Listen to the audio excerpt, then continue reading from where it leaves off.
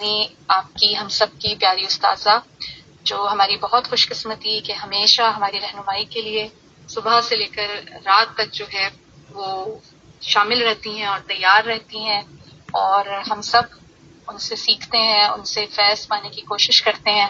اللہ تعالیٰ ہمیں مزید عمل کی توفیق عطا فرمائے اور ہمارے استادوں کا سایہ جو ہے وہ ہمارے سر پہ ہمیشہ ہمیشہ قائم رہے۔ انشاءاللہ تعالیٰ دعوت دیتے ہیں بہت ساری دعاؤں کے ساتھ پیاری استاذہ شاہدہ جاوید۔ السلام علیکم ورحمۃ اللہ وبرکاتہ و مغفراتہ۔ جزاکم اللہ خیرن کثیرن کثیرن کثیرا۔ اللہ کریم رات کے اس پہر آپ سب لوگوں کے بیٹھنے کو مبارک ثابت کریں اور اس حاضری کو انشاءاللہ حضوری بنا دیں اور سب کی نیتیں خالص کر دیں اور سب کے دلوں کو نرم کر دیں۔ اور رات کی تاریکی میں بیٹھے ہیں، اللہ کریم ہماری زندگیوں کی اور زندگی کے بعد موت کی تاریکیوں کو، قبر کی تاریکیوں کو روشنیوں میں بدل دیں، اور جو اس دنیا سے پردہ فرما گئے ان سب کی قبروں کو پر نور، روشن، آباد، کشادہ جنت کا باغ بنا دیں انشاءاللہ۔ دل میں اچھی اچھی سی نیتیں لے کے اور درود شریف پڑھتے ہوئے، کیونکہ رجب المرجب 27 رجب المرجب ہے الحمدللہ رب العالمین، اور رات کا وقت ہے، فرض نماز کے بعد بیٹھے ہیں، سب باوضو ہیں، قبلہ رخ ہیں الحمدللہ رب العالمین۔ دعا کریں کہ اللہ کریم خیر کے بول عطا فرمائے اور جو ہم سنیں اس پہ عمل کرنے والے ہوں انشاءاللہ العزیز۔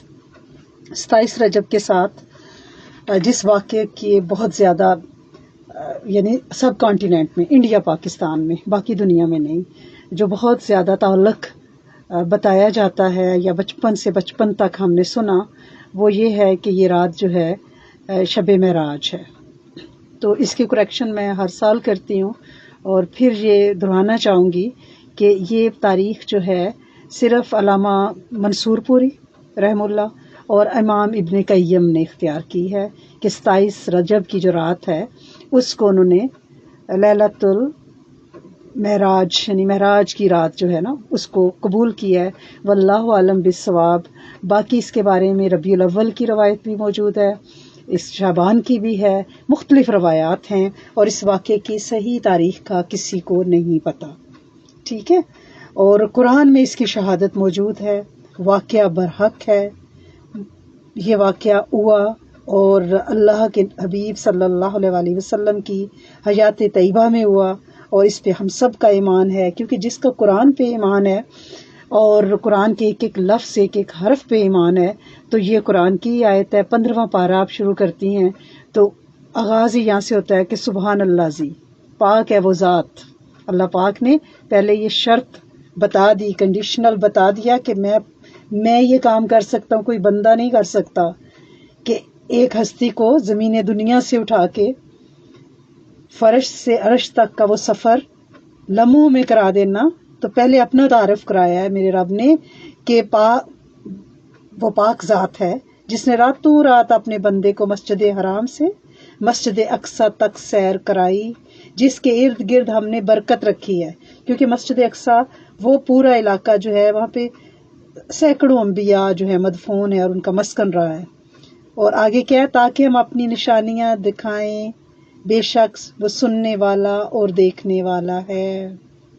جب یہ قرآن کی آیت نازل ہو گئی ہے، یہ واقعہ سچ ہے، یہ برحق ہے۔ تاریخ میں ضرور اختلاف ہے کہ اس کی تاریخ کون سی ہے، لیکن یہ نہیں ہے کہ واقعہ خدا نخواستہ نہیں ہوا۔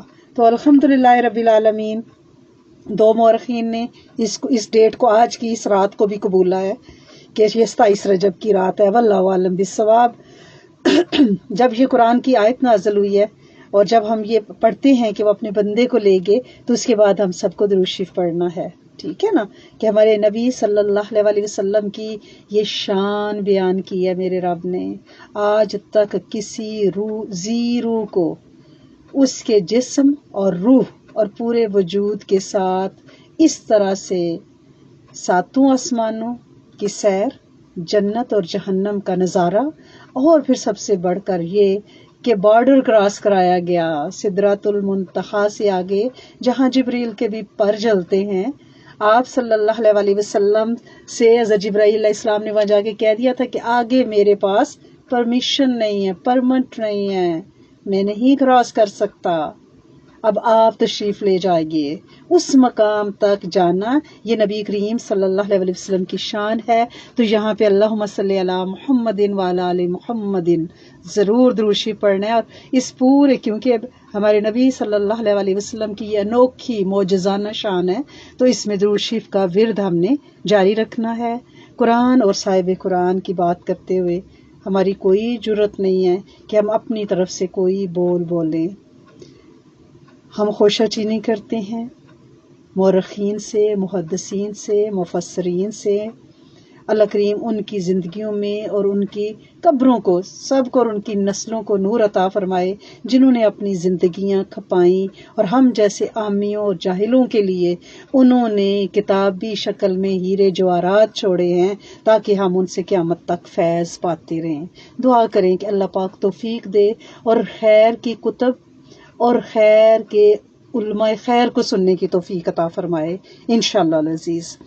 اور جہاں پہ میرے رب نے یہ آیت نازل کی ہے تو اس پہ آپ نے غور اس لیے کرنا ہے کیونکہ اعتراض ہوتا ہے نا، جدید دور کے لوگ سائنس کی ترقیاں تو انہیں سمجھ آ جاتی ہیں، ناسا کا تو اڑ کے آسمانوں پہ جانا پتہ چل جاتا ہے، چاند کی سیریں اور چاند پہ پلاٹ لینا تو سمجھ آ جاتا ہے، لیکن جب اسراء کی اور معراج کی بات کی جاتی ہے تو ان کی عقل کیا کیوں اور کیسے کے چکر میں پڑتی ہے۔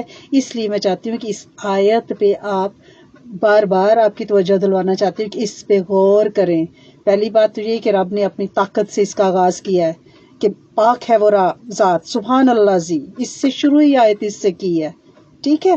دوسرا پھر اللہ پاک نے بے عبدہ ہی کا لفظ استعمال کر کے سارے ناقدین کے منہ بند کر دیے ہیں، جو اپنی کم علمی کی وجہ سے، اپنی کجی کی وجہ سے، بعض لوگ ہوتے ہیں نا کہ مکھی ہمیشہ گند پہ بیٹھتی ہے، تو وہ کجی کی وجہ سے کہتے ہیں کہ نہیں خواب دیکھا تھا، خواب دیکھا تھا۔ تو پھر آپ بھی اپنے بچوں کو کہا کریں کہ ٹھیک ہے پاکستان چلتے ہیں، رات کو خواب دکھا دیتے ہیں، آپ کو خواب دیکھ لیں، رات کو کہانی سنا دیتے ہیں، صبح کا ہو تو آئے، اور ٹکٹ لینے کی کیا ضرورت ہے۔ وہاں تو ہم بڑے پریکٹیکل بنتے ہیں، 4 بھی بچے ہیں تو ان کے ٹکٹ لیں گے اور بزنس کلاس کے لے کے جائیں گے، لیکن جب میرے نبی صلی اللہ علیہ وسلم کی بات ہو تو وہاں کہا جاتا ہے کہ نہیں وہ تو خواب میں گئے تھے، وہ تو روحانی معراج تھی۔ تو ایسا نہیں ہے، میرے اللہ عز و جل نے، کیونکہ انسانی فطرت کا اس کو پتہ ہے، اس کی میڈ ہے ہم، تو انہوں نے بے عبدہ ہی کا لفظ استعمال کیا ہے، وجود اتر۔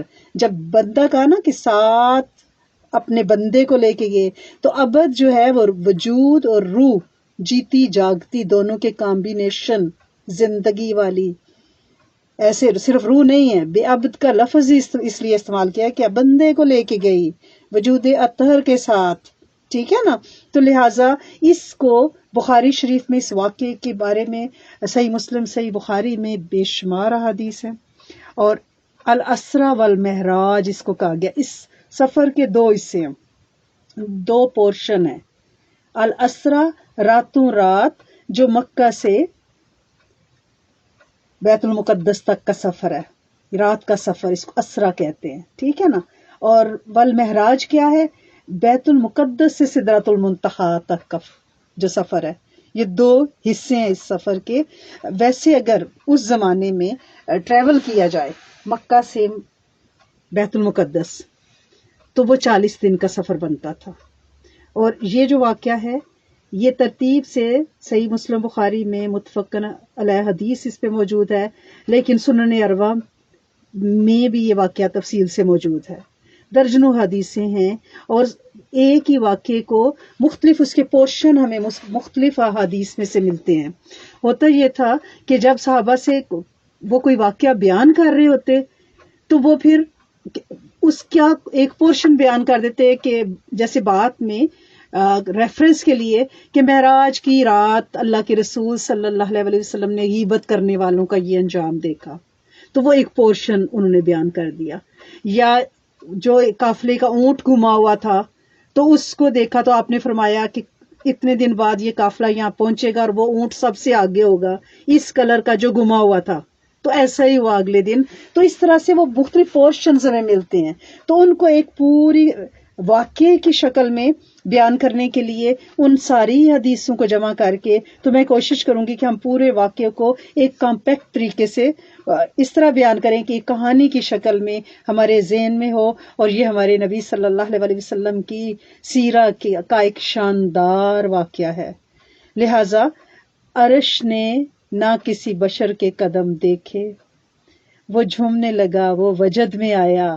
تو ہم ان ساری احادیث کے ریفرنس سے اس کو پڑھیں گے، لیکن تھوڑا سا ہم اس واقعے سے پیچھے جاتے ہیں، کیونکہ یہ واقعہ جو ہے یہ نبی کریم صلی اللہ علیہ وسلم کی مکی زندگی کے آخر حصے کا ہے۔ 12 سال جو تقریباً بعثت کے بعد مکہ میں آپ نے گزارے نا، تو آخری ٹائم کا ہے۔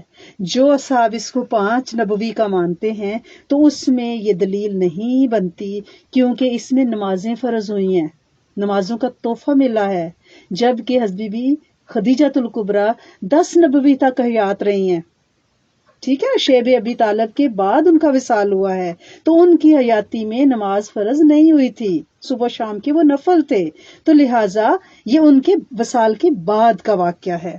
تو اس میں جو علماء نے اس کی ڈیٹیل لکھی ہے وہ یہ ہے کہ کیونکہ آپ صلی اللہ علیہ وسلم بہت مشکل حالات سے گزرے تھے، ایک تو عام الحزن حضرت بی بی خدیجہ الکبریٰ، آپ کی زندگی کی ہمدرد ترین ساتھی، جن کی حیاتی میں آپ نے کوئی دوسرا نکاح نہیں کیا، آپ کی ساری اولاد، ساری بنات اور سارے بیٹے ماشاءاللہ سے، سوائے حضرت ابراہیم علیہ السلام سے جو حضرت بی بی ماریہ قبطیہ سے ہیں، ساری اولاد حضرت بی بی خدیجہ الکبریٰ سے، اور پھر آپ کے پیارے چچا حضرت ابو طالب رضی اللہ تعالیٰ عنہ، ان دونوں کا وصال ہوا ہے 10 نبوی کو۔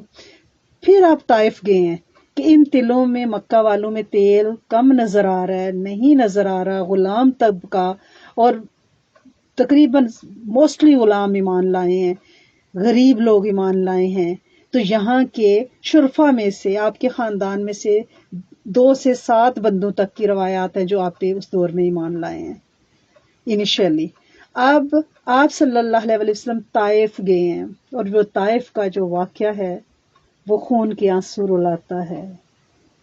نبی کریم صلی اللہ علیہ وسلم کی حیات طیبہ کے وہ واقعات جن کو پڑھ کے بندے کو لگتا ہے کہ اس کا دل کسی نے مٹھی میں لے کے بس نچوڑ دیا ہے، یہ وہ واقعات ہیں کہ ان کو بتانے کے بعد جسم میں جان نہیں ہوتی کہ بندہ اٹھ کے کھڑا ہو سکے، آنکھوں کے آگے اندھیرا چاہتا ہے کہ مالک خالق کونین اوپر دیکھ رہے ہیں کہ ان کے حبیب کے ساتھ کیا ہو رہا ہے، لیکن کیا کائنات کا نظام ہے، کیا تکوینی امور ہیں، اور پتھر برس رہے ہیں، آپ گر رہے ہیں، بے ہوش ہو رہے ہیں، زید اوپر گر کے آپ کو بچا رہے ہیں، سڑک کے دونوں کناروں پہ گنڈے بدماش کھڑے ہیں اور کئی میل تک طائف کے باہر تک اور پتھر ڈال رہے ہیں، مذاق کر رہے ہیں، آپ گرتے ہیں، آپ اٹھتے ہیں، نالین مبارک خون سے بھری ہیں، اور متی نصر اللہ، مدد کب آئے گی؟ پھر اس وقت اس حالت میں اللہ ان نصر اللہ قریب، پھر میرے رب نے مدد قریب کی، اور ان زخموں پہ پھایا رکھنے کے لیے آپ صلی اللہ علیہ وسلم کو عرش پہ 1 to 1 ملاقات کے لیے بلایا۔ اور وہ سفر ایسا تھا کہ مکہ اندر آ نہیں سکتے تھے، بند کیا ہوا تھا انہوں نے کہ آپ کسی کی پناہ کے بغیر نہیں آ سکتے، کہ کوئی آپ کو پناہ دے۔ کتنے ہی شرفا کو میسج بھیجا، سب نے کہا کہ نہیں۔ ظاہر ہے وہ بڑے بڑے جو فرعون تھے، ابو جہل جیسے، ان کے ساتھ کون نپٹتا، کیا ہوتا؟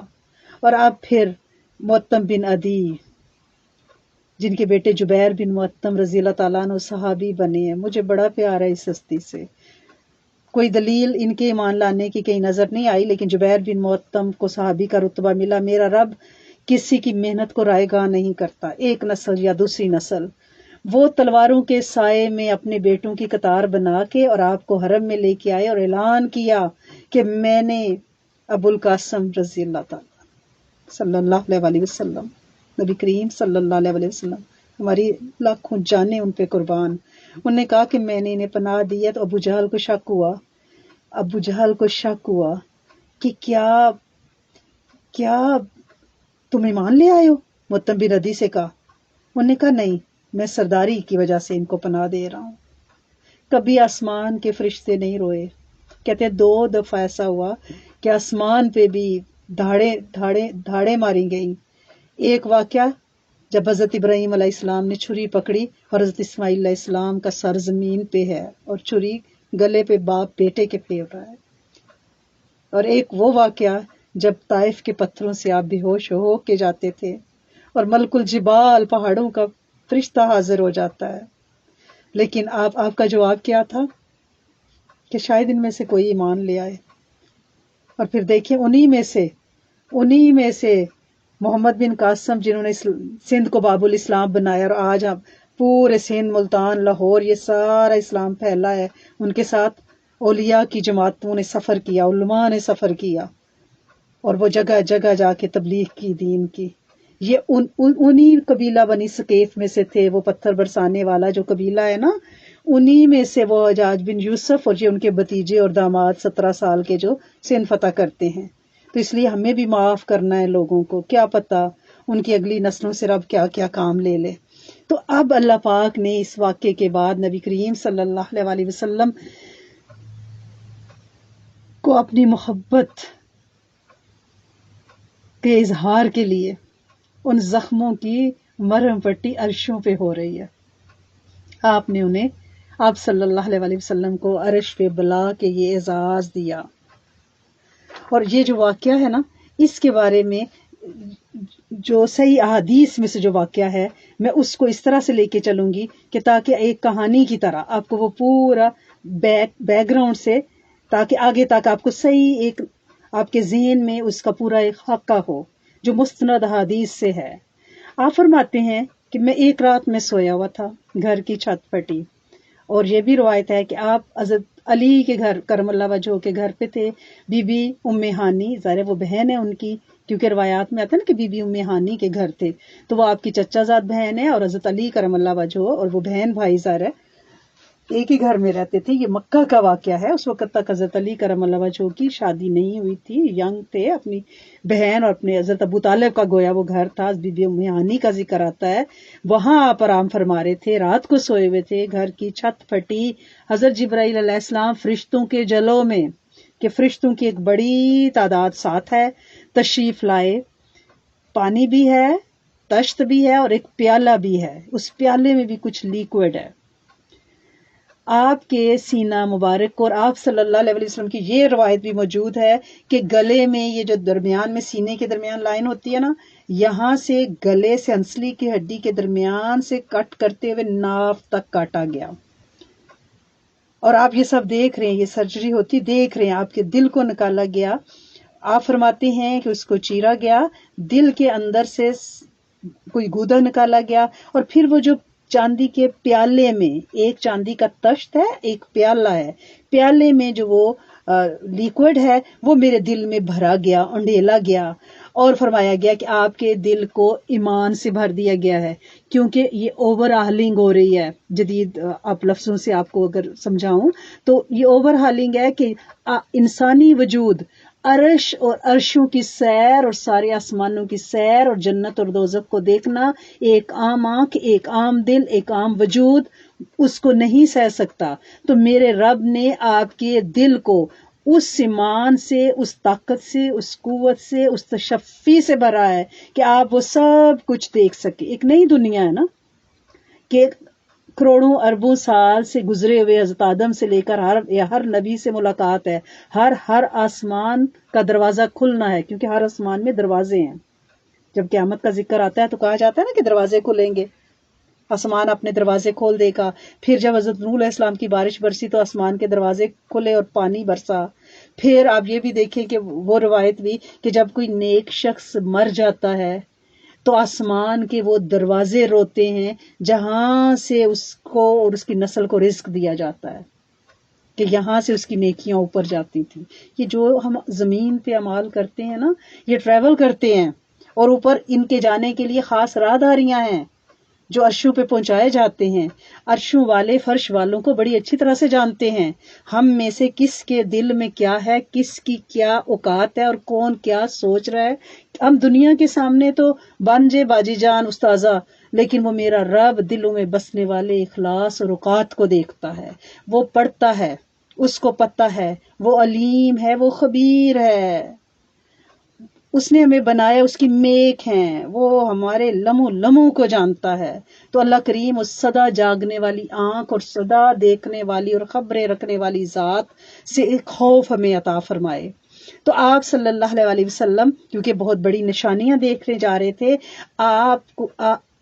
آپ کو اس پورے پروسیس سے گزارنے کے بعد آپ کے سینہ مبارک کو سی دیا گیا، بند کر دیا گیا، اور آپ فرماتے ہیں کہ ایک جانور لایا گیا۔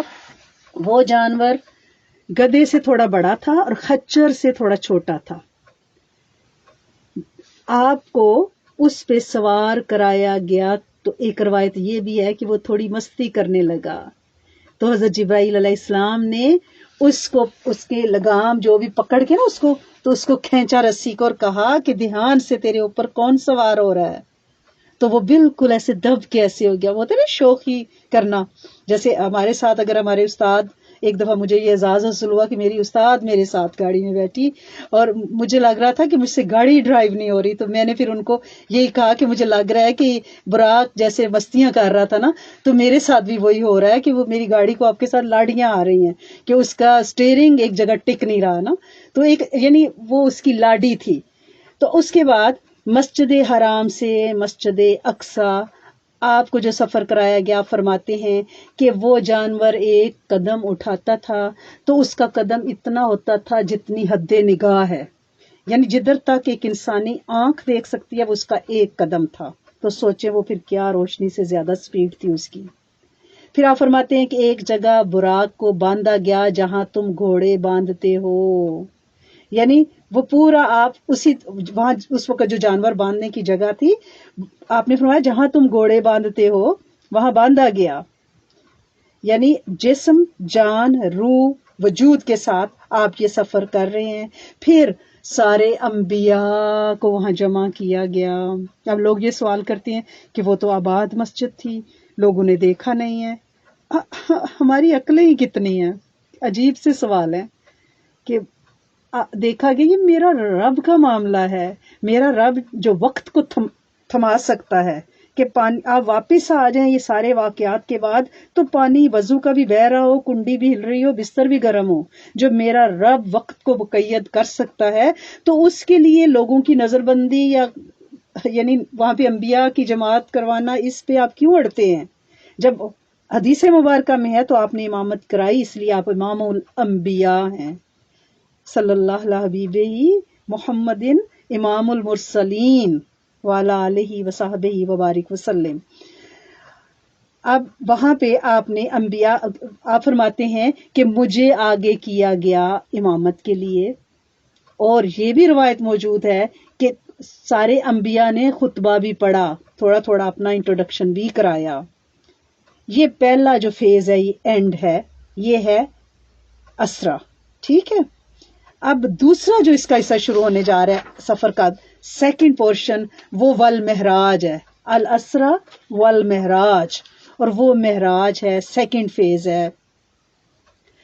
اگر یہ بات کسی انسان سے منسوب ہوتی نا، عام انسان سے اس دور میں، تو عقل اس کو نہ مانتی، لیکن جنہوں نے نبوت پہ ایمان رکھا ہوا ہے وہ تو پھر صدیق بن گئے نا، ان کے لیے تو کچھ بھی ہو جائے حق ہے، سچ ہے، ایویں سجن واہ واہ تے اوویں سجن واہ واہ، جو بھی ہے وہ جب مان لیا بڑا تو مان لیا، کلمہ پڑھ لیا ان کا تو پڑھ لیا، پھر کیا کیوں اور کیسے نہیں ہے، پھر حجتیں اور دلیلیں نہیں ہیں۔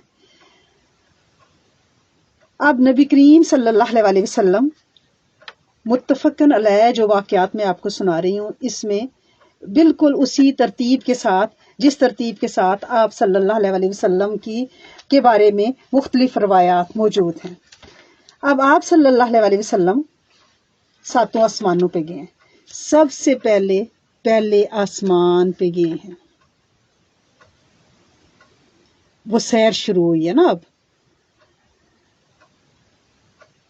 ہر آسمان کے دروازے پہ ایک چیز آپ نے دیکھنی ہے، فرشتے پہرا دے رہے ہیں اور دروازے نہیں کھولتے۔ اس میں سبق کیا ہے؟ فرشتے اللہ کے حکم کے بغیر کام نہیں کرتے. ایک ہم ہیں، حکم کی کتاب ہمارے سامنے پڑی ہوئی ہے، پورا کانسٹیٹیوشن پڑا ہوا ہے زندگی کا، لیکن ہم عمل کر کے نہیں دیتے. ہم صرف واقعات پڑھتے ہیں، سنتے ہیں، سر دھنتے ہیں، لیکن عمل نہیں چنتے. یہاں سے ہمیں سیکھنا ہے، کیونکہ جب آپ صلی اللہ علیہ وسلم آسمان دنیا سے سفر کر کے پہلے آسمان پہ گئے ہیں، دروازہ نوک کیا ہے، یعنی کھلوانے کے لیے جبرائیل علیہ السلام نے نوک کیا ہے. اندر سے پوچھا گیا ہے کہ کون؟ جبرائیل. ساتھ کون ہے؟ محمد صلی اللہ علیہ وآلہ وسلم. کیا اجازت ہے؟ ان اندر والوں نے پوچھا فرشتوں نے کہ کیا اجازت ہے کہ ان کو اندر آنے دینا ہے؟ اور یہ ساتوں آسمانوں پہ یہی سوال و جواب ہر دروازہ بجانے پہ ہوا ہے. پھر دروازہ کھولا گیا، آپ نے وہاں ایک بزرگ کو دیکھا، سفید داڑھی میں بیٹھے ہوئے ہیں. سلام دعا ہوا، انہوں نے کہا پیارے بیٹے آنا مبارک ہو، خوش آمدید، مرحبا. اور آپ نے حضرت جبرائیل علیہ السلام سے پوچھا کہ یہ کون ہے؟ انہوں نے کہا یہ حضرت آدم علیہ السلام ہیں، انسانوں کے باپ ہیں. آپ نے فرمایا یہ دائیں طرف دیکھ کے مسکراتے ہیں، بائیں طرف دیکھ کے روتے ہیں، یہ کیوں ایسا کر رہے ہیں، افسردہ ہوتے ہیں؟ تو انہوں نے کہا کہ دائیں طرف وہ سعادت مند روحیں ہیں بنی نوع انسان کی، نیک جو جنتی ہیں. جب وہ ان کی طرف دیکھتے ہیں، دنیا میں بھی بچہ ہمارا اچھا کام کرے تو ہم فخر سے خوش ہوتے ہیں، اس کو دیکھتے ہیں. سیم ہمارے بابا بھی وہاں ایسے ہی کریں گے کہ جب وہ ان کی طرف دیکھتے ہیں تو وہ خوش ہوتے ہیں کہ یہ میرے نیک سعادت مند بچے ہیں. جب بری روحوں کی طرف دیکھتے ہیں تو افسردہ ہوتے ہیں. آپ صلی اللہ علیہ وسلم نے حضرت جبرائیل علیہ السلام سے پوچھا کہ یہ ریشو کیا ہے جنت میں جانے کا، یعنی کتنی روحیں جنت میں جائیں گی؟ تو جو انہوں نے بتایا آپ سنیں تو آپ حیران ہو جائیں گے کہ انہوں نے فرمایا 1000 میں سے ایک جنتی ہے، یہ ریشو ہے، باقی 999 دوزخی ہیں. یہ ریشو ہے بنی نوع انسان کا جنت میں جانے کا، یعنی 0.001%.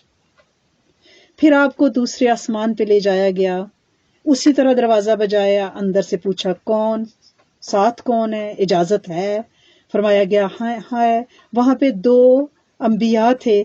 آپ نے پوچھا یہ کون ہے؟ تو کہا گیا یہ حضرت یحییٰ علیہ السلام، حضرت زکریا کے بیٹے، اور حضرت عیسیٰ ابن مریم ہیں. نبی کریم صلی اللہ علیہ وسلم کی ایک روایت ہے کہ حضرت عیسیٰ علیہ السلام کے بال کاندھوں تک تھے، اور ایسے لگتا تھا جیسے وہ ابھی شاور لے کے آئے اور ان کے بالوں میں سے ہلکا ہلکا پانی ٹپک رہا تھا. گیلے تھے، ان کے کندھوں تک زلفیں تھیں اور گیلی تھی.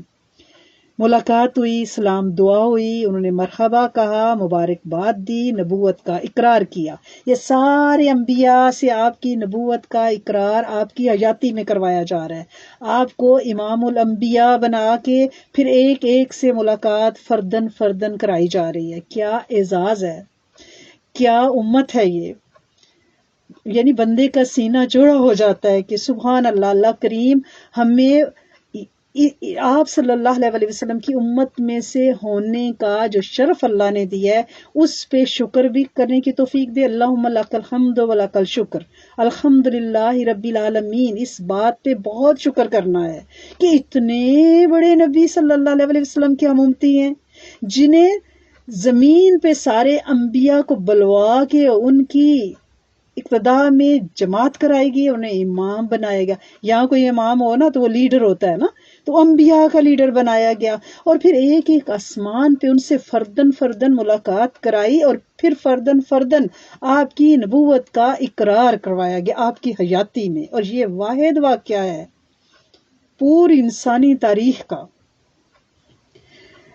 اب آپ کی ملاقات ہوئی ہے حضرت عیسیٰ علیہ السلام سے، حضرت یحییٰ سے، دوسرے آسمان پہ اقرار ہوا ہے.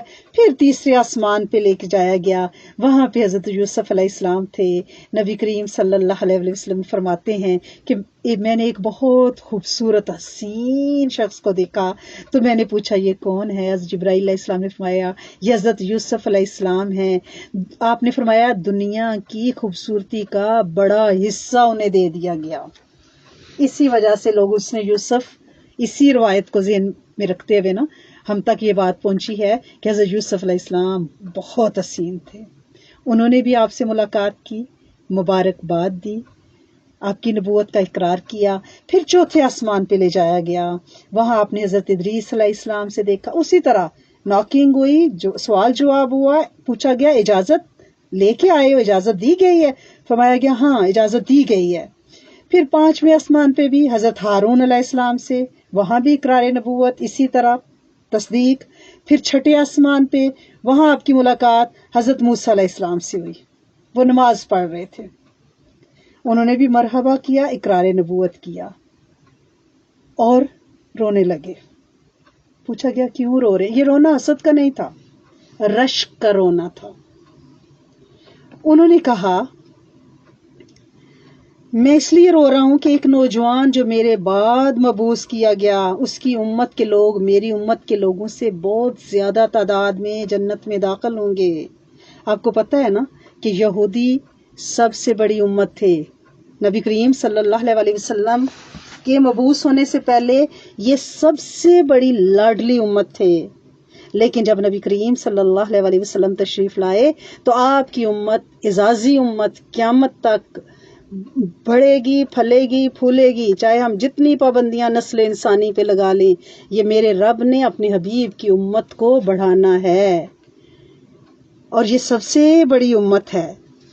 پھر انہیں آنے کی وجہ بھی آپ سے پوچھی کہ آپ کیوں آئے ہیں حضرت موسیٰ علیہ السلام نے. تو آپ نے فرمایا لایا گیا ہوں. تو حضرت موسیٰ علیہ السلام نے کہا پھر کچھ تو خاص بات ہوگی جو آپ کو لایا گیا ہے. جب آپ واپس آئیں تو مجھے آپ نے بتانا ہے، مجھے آپ نے بتانا ہے، یعنی واپسی پہ مجھے اطلاع دینی ہے، ٹھیک ہے نا، کہ آپ کو کیوں بلایا گیا ہے. اس کے بعد آپ آخری آسمان پہ، ساتویں آسمان پہ آپ کو لے جایا گیا.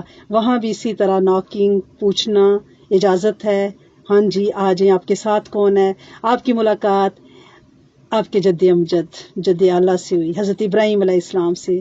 آپ نے انہیں اسلام کیا، انہوں نے آپ کو مبارکباد دی، مرحبا کہا، نبوت کا اقرار کیا. تو آپ فرماتے ہیں کہ آپ بیت المعمور سے ٹیک لگا کر بیٹھے تھے. اللہ کا ایک گھر ہے وہاں پہ، جس طرح کعبہ ہے نا، اس کے بیچوں بیچ آسمان پہ بھی، ساتویں آسمان تک بیت المعمور ہے، وہاں پہ آپ ٹیک لگائے بیٹھے تھے. یہ بالکل اللہ کے عرش کے نیچے ہے.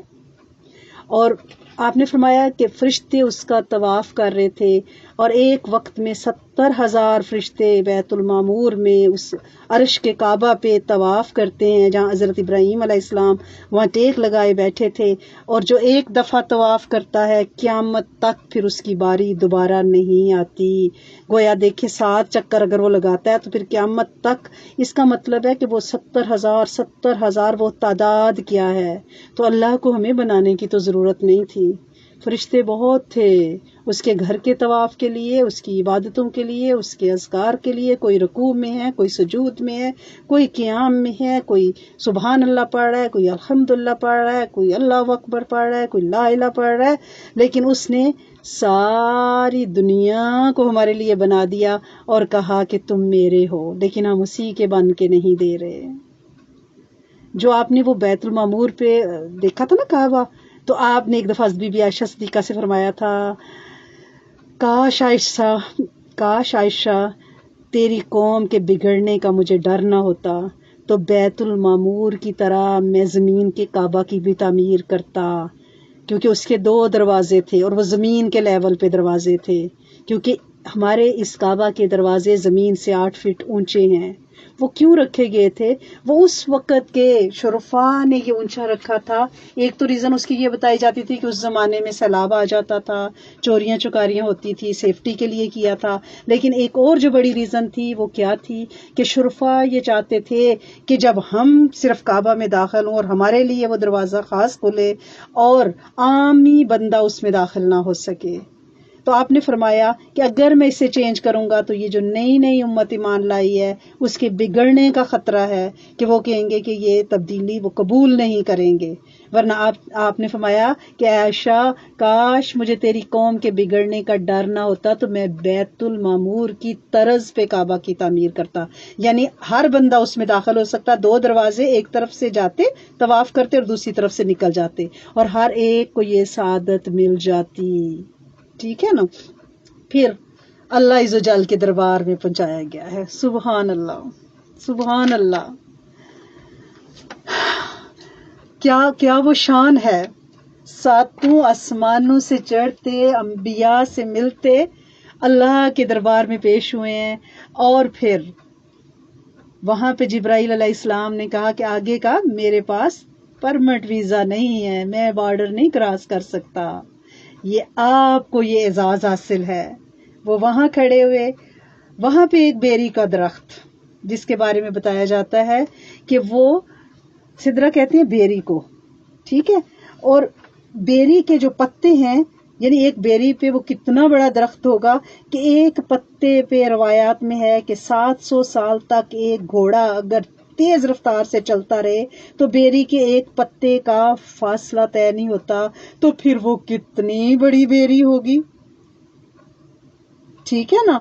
اب وہ جب آپ وہاں پہنچے ہیں اور وہاں پہ وہ سونے اور چاندی کے پتے اس بیری کے, اور کیا وہ نور کی تہیں جہاں سے اللہ کریم کے ساتھ آپ نے کلام فرمایا ہے 2 کمان کے فاصلے پہ, اور پھر میرے رب نے ایھا نبی رحمت اللہ وبرکاتہ, میرے رب نے سلام پیش کیا. لیکن قربان جائیں نبی کریم صلی اللہ علیہ وسلم پہ کہ وہ ہمیں وہاں بھی نہیں بھولے. پیدائش کے وقت بھی دایا فرماتی ہیں کہ یا امتی زبان سے نکلا, آخری وصال کے ملاقات رب سے جب ہونے لگی, آخری پردہ فرمانے لگے ہیں, تو پھر بھی آخری لفظ یا امتی کے تھے. حشر کے میدان میں بھی نفسی نفسی ہو رہا ہوگا تو یا امتی کی آواز ہی ایک سجدے میں سے آئے گی کہ میری امت کا کیا بنے گا. اور وہاں بھی یہی ہے, جب رب نے سلام دیا ہے تو آپ صلی اللہ علیہ وسلم نے جواب میں السلام علینا وعلی عباد اللہ الصالحین, امت پوری کو علینا, اللہ پاک نے السلام علیکہ کہا ہے, آپ پہ صرف اسلام, اور جواب میں ہم سب پہ السلام علینا وعلی عباد اللہ الصالحین. اسی بات پہ ہم کتنا دروشی پڑھنا ہمارا بنتا ہے. اللہم صلی علی سیدنا محمد وعلی آلہ وصحبہ